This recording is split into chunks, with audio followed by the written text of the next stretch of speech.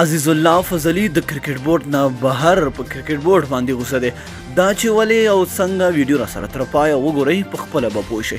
ګرانو او زړه ته رانږدې مینهوالو السلام علیکم. پرون د افغانستان کرکټ بورډ د غوراوي کمیټې د ویسټ انډیز په وړاندې راتلونکو یو ورځنیو او شل اوریزو لوبو لپاره سکواډونه اعلان کړل. د سکواډونو د اعلان سره سم ډیری افغانانو د کرکټ بورډ له لوري اعلان شوي لوبډله باندې نوکې وکړې.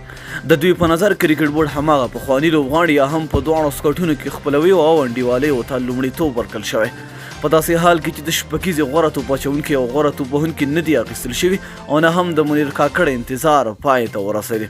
د افغانستان د کرکټ بورډ پخوانی رئیس عزیز الله فضلي هم د کرکټ بورډ وروستي سکواډونه د څو مواردو په ذکر کولو وغندله او کرکټ بورډ یې په سمتي او قدوي چلند تورن کړ.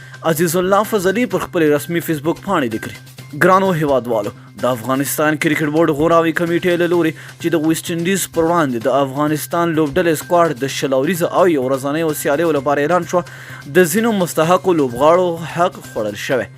لومړی مسعود نجات د یو ورځنیو سیالیو لپاره چې یو تکړه تیزوب اچوونکی ده حق یې و. دویم یې د منیر کاکړ یادونه کړې. د یو ورځنیو سیالیو لپاره ویکټ ساتونکی حق یې و. منیر کاکړ د کورنۍ کرکټ تکړه لوبغاړی ده. حشمت الله شهیدي د یو ورځنیو سیالیو لپاره حق یې جوړېده. نور علي صدران چې د یو ورځنیو سیالیو لپاره یې حق جوړېده. محبوب بهیر د یو ورځنیو سیالیو لپاره حق یې جوړېده. د کورنۍ کرکټ په سیالیو کې په مسلسل ډول ډېر ښه ژلیږي. پورته 15 تنو لوبغاړو د ویسټ انډیز پر وړاندې په لوبډله کې نشتون د قدوي سمتي چلند ته بنسټ شوي او 3 نور لوبغاړي د ملګرتیا په بنسټ لوبډله کې انتخاب شوي.